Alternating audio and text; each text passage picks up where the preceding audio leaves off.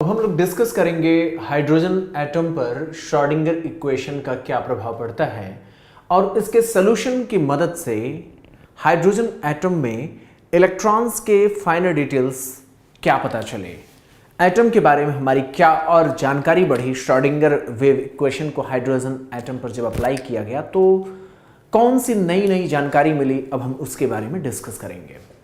Actually जब Schrodinger equation को hydrogen atom पर अप्लाई किया गया तो क्वांटम नंबर्स की जानकारी मिली। अब आप ये सोचेंगे कि यहां पर हाइड्रोजन एटम ही क्यों श्रोडिंगर इक्वेशन को हाइड्रोजन एटम पर ही क्यों अप्लाई किया गया।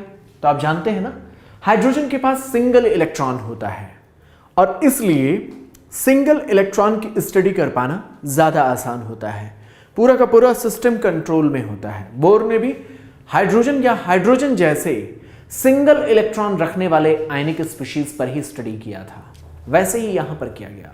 मल्टी इलेक्ट्रॉनिक एटम्स पर अप्लाई करने पर उसके रिजल्ट्स को बहुत कॉम्प्लेक्स हो जाते हैं, इसीलिए इसको सिंप्लीफाई करने के लिए हम सिर्फ हाइड्रोजन का इस्तेमाल किया गया और यह पता चला कि एटम्स के भीतर इलेक्ट्रॉन्स को पूरी तरीके से डिफाइन करने के लिए 3 क्वांटम नंबर्स की जरूरत पड़ती है, ऐसा श्रोडिंगर इक्वेशन ने बताया। बाद में चल करके पूरी तरीके से डिफाइन करने के लिए एक और क्वांटम नंबर जोड़ा गया जो कि चौथा था। तो ये बात हम हिस्ट्री में देखते हैं कि श्रोडिंगर इक्वेशन की मदद से 3 क्वांटम नंबर्स का आइडिया लगा, जिसमें जो कि ऑर्बिटल के बारे में, ये 3 जो क्वांटम नंबर्स थे ये ऑर्बिटल्स के बारे में कंप्लीट जानकारी दे देते थे। ये ऑर्बिटल्स के बारे में कंप्लीट जानकारी देने में सक्षम थे। इस आधार पर कि ऑर्बिटल्स जो कि इलेक्ट्रॉन का लोकेशन है, जहां पर इलेक्ट्रॉन पाया जाएगा, उसको समझाने के लिए ऑर्बिटल का कॉन्सेप्ट दिया गया और ऑर्बिटल को बेहतर तरीके से समझने के लिए क्वांटम नंबर्स की मदद ली गई। बात समझ रहे हैं? अब हमारा सेंटर का पूरा जो अट्रैक्शन होगा वो ऑर्बिटल्स पे होगा। क्यों? क्योंकि इसी ऑर्बिटल्स में पाए जाते हैं इलेक्ट्रॉन्स और हम जानते हैं ना, केमिस्ट्री में सारी छेड़छाड़, सारी जो बातें होती हैं वो इन्हीं इलेक्ट्रॉन्स को लेकर के होती हैं। तो अगर हम इलेक्ट्रॉन के लोकेशन को समझ जाएं तो हम केमिस्ट्री को समझ सकते हैं, क्योंकि यही इलेक्ट्रॉन्स एक एटम से दूसरे एटम के बीच एक्सचेंज किए जाते हैं, ट्रांसफर किए जाते हैं, शेयर किए जाते हैं। पूरी की पूरी केमिस्ट्री इसी इलेक्ट्रॉन पर बेस्ड है, इसलिए ऑर्बिटल्स को समझना जरूरी है। आप केमिकल बॉन्डिंग के जब टॉपिक को पढ़ेंगे तो आप देखेंगे केमिकल बॉन्डिंग का जो चैप्टर है वो भी इसी तरीके से मॉडिफाई होता है। स्टार्टिंग में हम केमिकल बॉन्डिंग में पूरी की पूरी नॉलेज को हम इस तरीके से समझने की कोशिश करते हैं कि बॉन्डिंग शेल्स के बीच में होती है, शेल्स में पाए जाने वाले इलेक्ट्रॉन्स के बीच होती है। हमने केमिकल बॉन्डिंग के टॉपिक में आप पढ़ेंगे, उसमें देखेंगे कि केमिकल बॉन्डिंग का जो शुरुआती कॉन्सेप्ट दिया गया था वो ये माना गया था कि शेल में पाए जाने वाले इलेक्ट्रॉन्स बॉन्डिंग में पार्टिसिपेट करते हैं।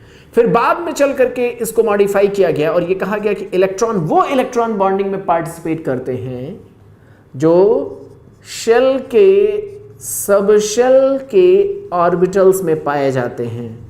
यानी आप ये कह सकते हैं कि सुपरफिशियली स्टार्टिंग में ये बात कही गई थी, बाद में उसको ऑर्बिटल के लेवल पर जाकर के केमिकल बॉन्डिंग को डिफाइन किया गया, शेल के बहुत भीतर जाकर के डिफाइन किया गया है।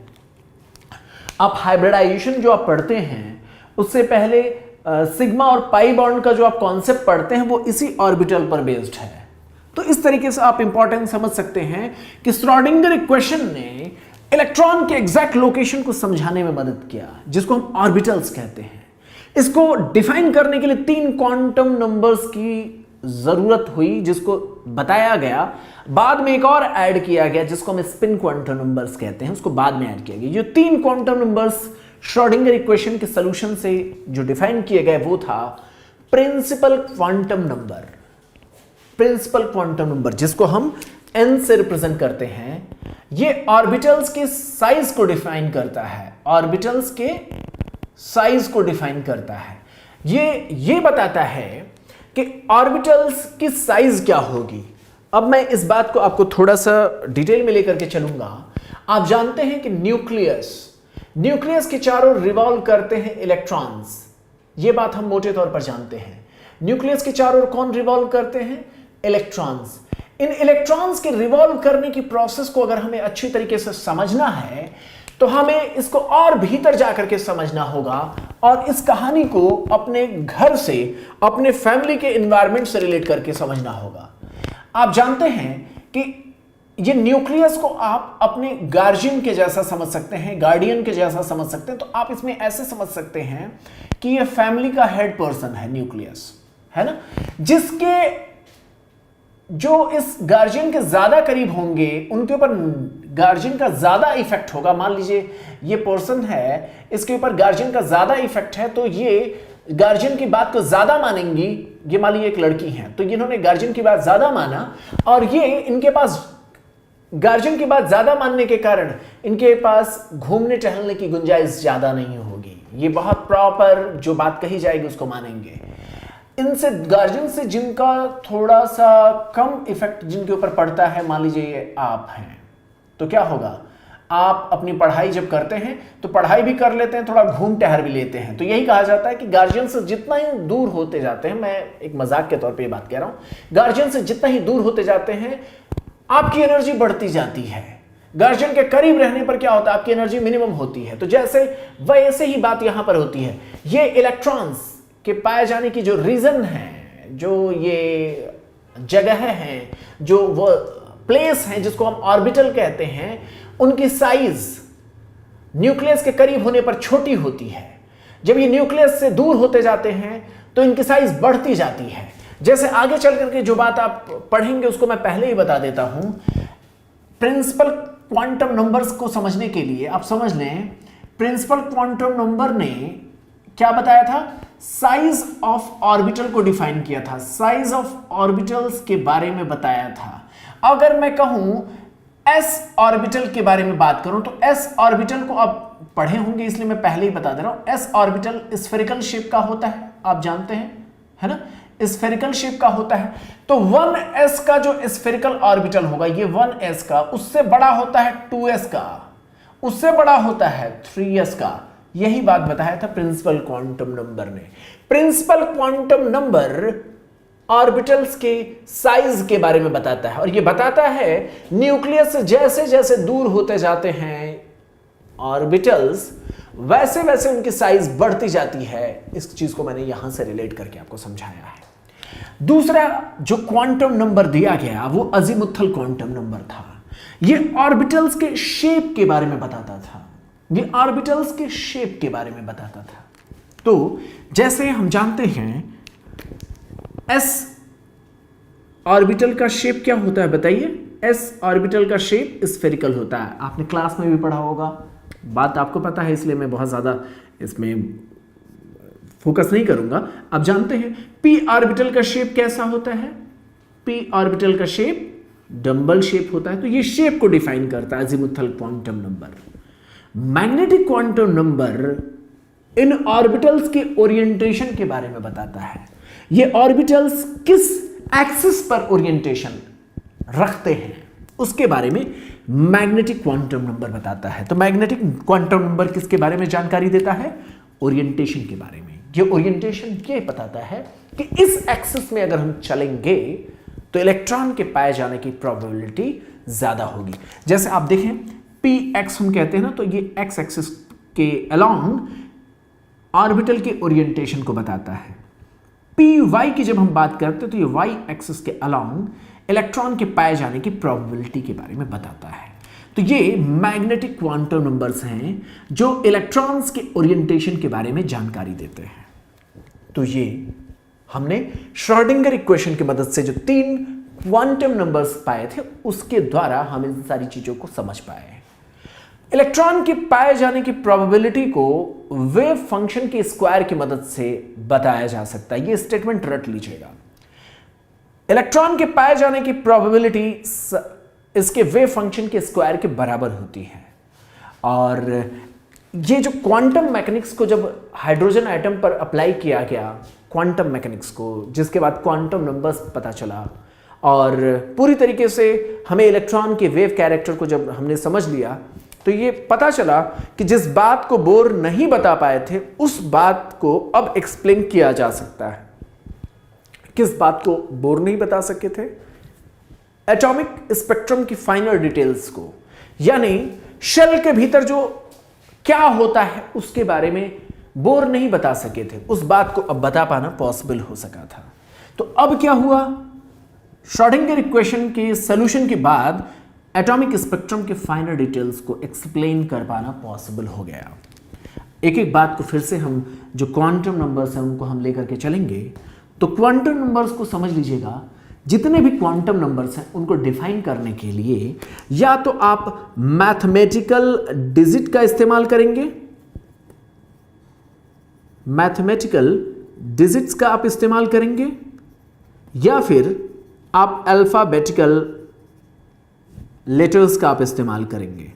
तो ये बात आप समझ लें कि प्रिंसिपल क्वांटम नंबर जिसको हम n से डिफाइन करते हैं वो मैथमेटिकल डिजिट्स के द्वारा हम इसको डिफाइन कर पाएंगे, इसको हम रिप्रेजेंट कर पाएंगे मैथमेटिकल डिजिट से, या फिर हम अल्फाबेटिकल लेटर्स के द्वारा हम इसको रिप्रेजेंट करते हैं। तो ये प्रिंसिपल क्वांटम नंबर्स की वैल्यू को हम ऐसे डिफाइन करते हैं, ऐसे रिप्रेजेंट करते हैं 1 2 3। मिनिमम प्रिंसिपल क्वांटम नंबर की वैल्यू 1 होती है, 2 होती है, 3 होती है, 4 होती है। ये actually principal quantum number nucleus के चारों ओर शेल को रिप्रेजेंट करता है। ठीक है, न्यूक्लियस के चारों ओर शेल्स को रिप्रेजेंट करता है। तो हम जानते हैं ना, शेल को रिप्रेजेंट करते हैं तो हम बोलते हैं ना ये फर्स्ट शेल है, ये सेकंड शेल है, ये थर्ड शेल है। तो ये शेल को रिप्रेजेंट करता है और इस रिप्रेजेंटेशन को मैथमेटिकल डिजिट से दिए गए इस रिप्रेजेंटेशन को हम अल्फाबेटिकल लेटर से भी रिप्रेजेंट कर सकते हैं KLM के द्वारा।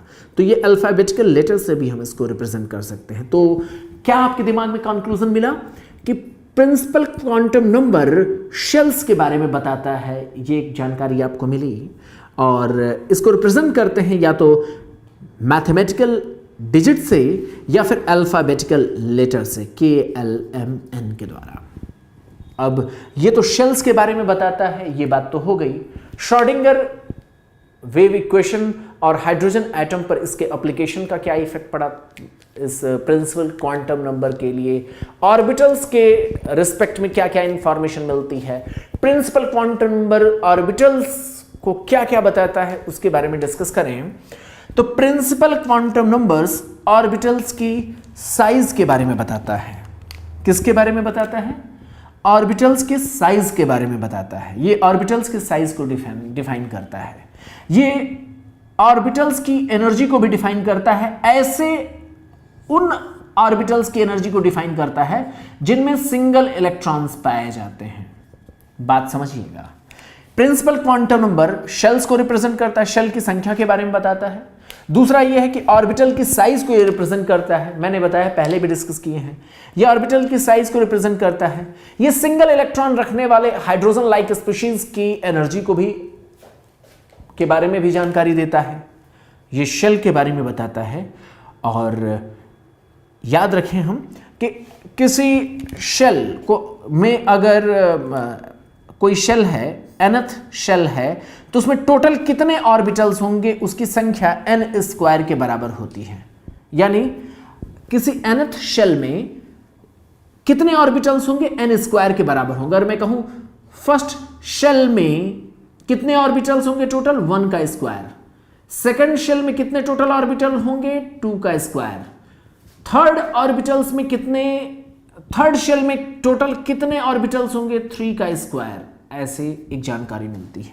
तो किसी nth शेल में ऑर्बिटल्स की संख्या n स्क्वायर के बराबर होती है और उसमें इलेक्ट्रॉन्स की संख्या 2n स्क्वायर के बराबर होती है। क्यों? क्योंकि हम जानते हैं ना हर ऑर्बिटल, एक ऑर्बिटल में 2 इलेक्ट्रॉन रह सकते हैं। तो इस तरीके से हम इसमें 2 और 1 का स्क्वायर तो 1 ही होगा। यहां पर हम क्या करेंगे, इसका स्क्वायर 4, तो 2 इंटू 4 ये हो गया। यहां पर क्या होगा, 2 इंटू 3 इंटू 3 है ना, तो वही 9। बात समझ पा रहे हैं ना। तो ये एक इंटर रिलेशनशिप हमें पता चलता है। प्रिंसिपल क्वांटम नंबर के बारे में हमने बताया कि ये शेल को रिप्रेजेंट करता है, ये ऑर्बिटल्स के साइज के बारे में आइडिया देता है, ये सिंगल इलेक्ट्रॉन रखने वाले ऑर्बिटल्स की एनर्जी भी बताता है। अब ये बात आपके दिमाग में आएगा कि मल्टी इलेक्ट्रॉनिक एटम्स के लिए ये क्यों नहीं एनर्जी डिफाइन कर पाता है। तो वहां पर मल्टी इलेक्ट्रॉनिक जहां सिस्टम होता है या मल्टी इलेक्ट्रॉनिक जो एटम्स है जहां पर एक से ज्यादा इलेक्ट्रॉन पाए जाते हैं, उनके लिए जब श्रोडिंगर इक्वेशन को अप्लाई किया गया तो यह देखा गया कि श्रोडिंगर वेव इक्वेशन को पूरी तरीके से एटम्स पर अप्लाई कर पाना मुश्किल होता है जिनके पास मल्टी इलेक्ट्रॉनिक सिस्टम होता है, एक से ज्यादा इलेक्ट्रॉन्स हों, वहां पर श्रोडिंगर वेव इक्वेशन को अप्लाई कर पाना थोड़ा मुश्किल होता है। तो यहां पर सॉल्यूशन पाने के लिए अप्रॉक्सीमेट मेथड लगाया गया। क्या किया गया? अप्रॉक्सीमेट मेथड अप्लाई किया गया। देखा गया कि जब ये अप्रॉक्सीमेट मेथड अप्लाई किया गया तो कुछ खास जानकारी मिली। जहां हाइड्रोजन जैसे स्पीशीज के लिए हमने अभी बात किया था कि उनकी एनर्जी n पर डिपेंड करती है, मतलब समझ रहे हैं ना, प्रिंसिपल क्वांटम नंबर्स पर डिपेंड करती है। बात समझिएगा, हाइड्रोजन लाइक स्पीशीज के लिए ऑर्बिटल्स की जो एनर्जी होती है ना, ये ऑर्बिटल्स के लिए इंफॉर्मेशन मिल रहा है ना, तो ऑर्बिटल्स की जो एनर्जी है वो प्रिंसिपल क्वांटम नंबर पर केवल डिपेंड करती है। वहीं मल्टी इलेक्ट्रॉनिक एटम्स के लिए जब ये अप्रॉक्सीमेट मेथड अप्लाई किया गया तो वहां पता चला कि उनके ऑर्बिटल्स की एनर्जी n+l, जिसको अभी हम आगे डिस्कस करेंगे, अजीमुथल क्वांटम नंबर्स के साथ ऐड होकर के डिपेंड करती है। तो ये बात हमें पता चला। तो ये क्या है खेल n+l का? तो अब हम l को डिफाइन करते हैं।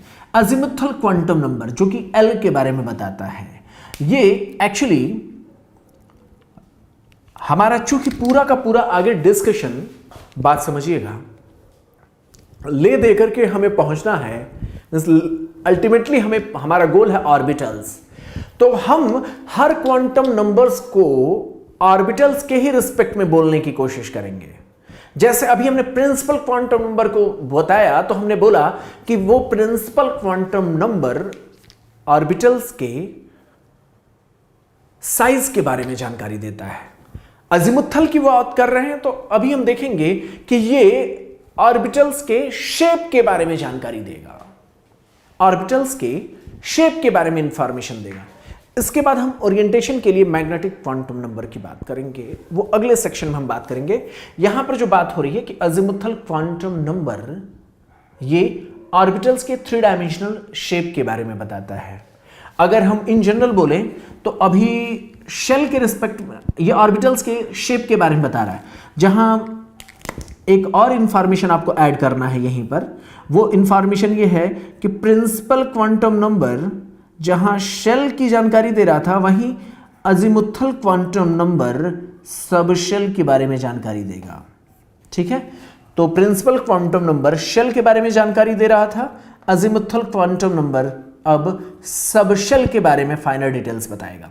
तो ये azimuthal quantum number subshell के बारे में जानकारी देता है और ऑर्बिटल्स के रिस्पेक्ट में जब बात करते हैं तो ये ऑर्बिटल्स के 3 डायमेंशनल शेप की जानकारी देता है। तो हम जानते हैं ना, इसी सब शेल के भीतर ऑर्बिटल्स पाए जाते हैं। इस बात को आगे चलकर हम देखेंगे। तो इस ऑर्बिटल के रिस्पेक्ट में हम जानते हैं कि ये 3 डायमेंशनल शेप के बारे में जानकारी देता है। किसी दिए गए शेल के भीतर ये सब शेल की जानकारी जो देता है उसका इंटरलिंक हम देखें या इसकी वैल्यूज की बात करें तो आपने इसको पढ़ रखा होगा ना। किसी दिए गए प्रिंसिपल क्वांटम नंबर के लिए अजीमुथल क्वांटम नंबर की वैल्यू 0 से स्टार्ट होती है और n-1 तक जाती है। जैसे अगर मैं फर्स्ट प्रिंसिपल क्वांटम नंबर की वैल्यू 1 है तो अजीमुथल क्वांटम नंबर की वैल्यू 0 से स्टार्ट होगी, 0 होगी और वहीं पर ख़त्म हो जाती है। अगर प्रिंसिपल क्वांटम नंबर की वैल्यू 2 है तो इसकी वैल्यू 2 होगी, 0 से स्टार्ट होगी, 1 तक जाएगी, n-1 तक जाती है तो 2-1 यानी 1 तक जाएगा। 3 है तो ये क्या होगा, 0 है ना, 0, 1 एंड 2 के बारे में जानकारी देगा। ठीक है, तो एक स्टेटमेंट हम ये कह सकते हैं, प्रिंसिपल क्वांटम नंबर का टोटल जो नंबर होगा उतनी टोटल इसकी संख्या होगी। यहां पर देखिए सेकंड प्रिंसिपल क्वांटम नंबर अगर 2 हैं तो अजीमुथल क्वांटम नंबर की 2 वैल्यूज मिल रही हैं।